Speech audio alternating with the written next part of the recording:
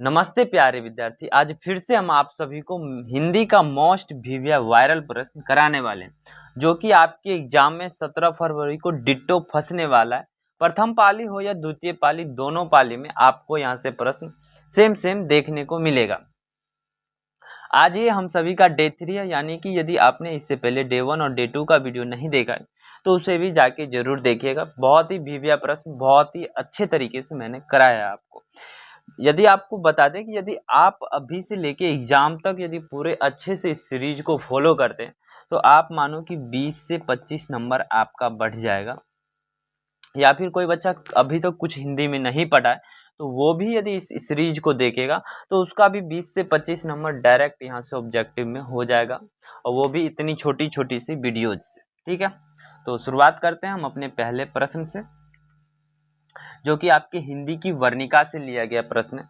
कहता है कि श्रीनिवास जी का पूरा नाम क्या है। श्रीनिवास जी का पूरा नाम क्या है? तो श्रीनिवास जी का पूरा नाम मास्ती वेंकटेश अयंगर था। मास्ती वेंकटेश अयंगर था। दूसरा प्रश्न है, मगम्मा कहाँ की रहने वाली थी? मगम्मा जो दही वाली थी वो कहाँ की रहने वाली थी? तो मगम्मा जो थी वह वेंकटपुर बेंगलुरु की रहने वाली थी। कहाँ की रहने वाली थी? तो वेंकटपुर बेंगलुरु की रहने वाली थी। तीसरा प्रश्न कहता है, मगम्मा को किसके साथ विवाद था? मगम्मा को किसके साथ विवाद था? तो मगम्मा को नजम्मा के साथ विवाद था। किसके साथ? तो नजम्मा के साथ विवाद था। चौथा प्रश्न, दही वाली मगम्मा कहानी क्या है? दही वाली मगम्मा कहानी का कहानीकार कौन है? दही वाली मगम्मा कहानी का कहानीकार कौन है? तो श्रीनिवास है। दही वाली मगम्मा कहानी का कहानीकार कौन है? तो श्रीनिवास। पांचवा प्रश्न, दही वाली मगम्मा कहानी का मुख्य पात्र कौन है? दही वाली मगम्मा कहानी का मुख्य पात्र कौन है? तो मगम्मा होगी। ऑप्शन बी आपका सही आंसर है। अगला प्रश्न कहता है कि कटक शहर को बाढ़ की चपेट से बचाने के लिए किसने पत्थर का बांध बनवाया था? कटक शहर को बाढ़ की चपेट से बचाने के लिए किसने बांध को पत्थर से बनवाया था? तो वो महाराज ययाति केसरी ने बनवाया था। सातवां प्रश्न, ढहते विश्वास शीर्षक में किस बांध के टूटने की बात कही गई है? ढहते विश्वास शीर्षक पाठ में किस बांध के टूटने की बात कही गई है? तो ये हो जाएगा ढेलुई बांध, दुलेई बांध। 7 का ए ऑप्शन सही होगा। आठवां प्रश्न, ढहते विश्वास कहानी का कहानीकार कौन है? 8 नंबर पर ढहते विश्वास के कहानीकार कौन है? तो सावर दैया। कौन है? सावर दैया। 9 नंबर प्रश्न, ढहते विश्वास कहानी का मुख्य पात्र कौन है? ढहते विश्वास कहानी का मुख्य पात्र कौन है? तो लक्ष्मी। ठीक है, अब वीडियो को लाइक कर दीजिएगा। ये सेशंस आपके लिए बहुत ही ज्यादा महत्वपूर्ण है। ये यहाँ से आपको डायरेक्ट एग्जाम में प्रश्न देखने को मिलेगा ही मिलेगा। ठीक है, 10 नंबर प्रश्न है कि ढहते विश्वास कहानी में कहाँ के जीवन का चित्रण किया गया है? ढहते विश्वास कहानी में कहाँ के जनजीवन का चित्रण किया गया है? तो ये उड़ीसा के जनजीवन का चित्रण किया गया है। अगला प्रश्न कि ढहते विश्वास कहानी में किस नदी की चर्चा की गई है? तो महानदी की चर्चा की गई है। ढहते विश्वास किस भाषा में अनुदित है? ढहते विश्वास किस भाषा में अनुदित है? तो ढहते विश्वास उड़िया भाषा में अनुदित है। ढहते विश्वास किस भाषा में अनुदित है? तो उड़िया भाषा में अनुदित है। अगला प्रश्न, लक्ष्मी के बड़े लड़के का नाम क्या था? 13 नंबर प्रश्न, लक्ष्मी के बड़े लड़के का नाम क्या था? तो अच्युत नाम था। क्या नाम था? अच्युत। 14 नंबर प्रश्न, ढहते विश्वास कहानी किस लेखक द्वारा अनुदित है? यानी ढहते विश्वास कहानी के कहानीकार कौन है? तो राजेंद्र प्रसाद मिश्र।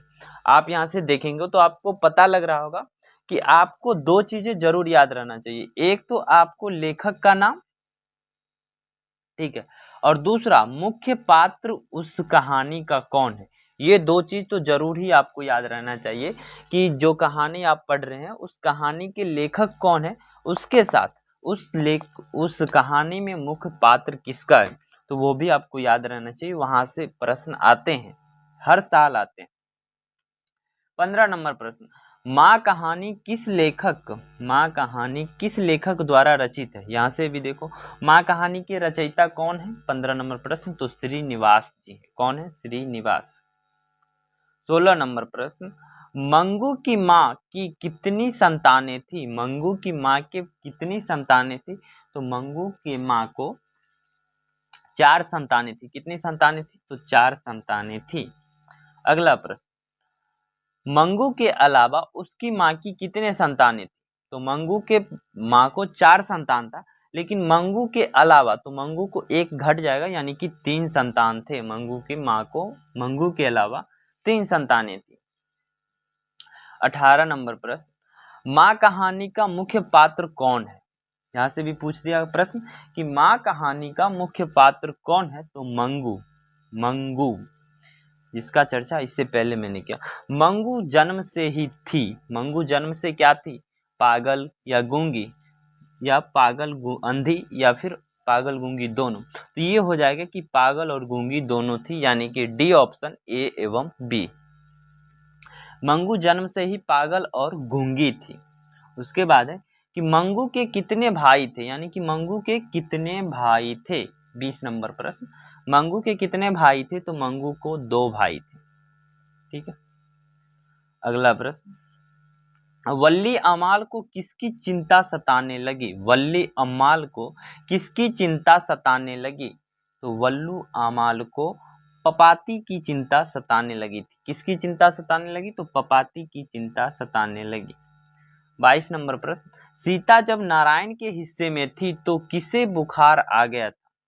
सीता जब नारायण के हिस्से में थी तो किसे बुखार आ गया था, तो भंवरी को बुखार आ गया था। सीता जब नारायण के हिस्से में थी तो किसको बुखार आ गया था, तो भंवरी को बुखार आ गया था। अब ये 23 नंबर प्रश्न कहता है, किसे महसूस हुआ कि पृथ्वी और आकाश के बीच घुटन भरी हुई है। किसे महसूस हुआ कि पृथ्वी और आकाश के बीच घुटन भरी हुई है।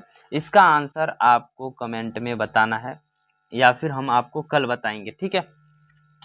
तो किसी बच्चे ने यहाँ तक सेशन देखा उसके लिए बहुत बहुत धन्यवाद, थैंक यू आप सभी को।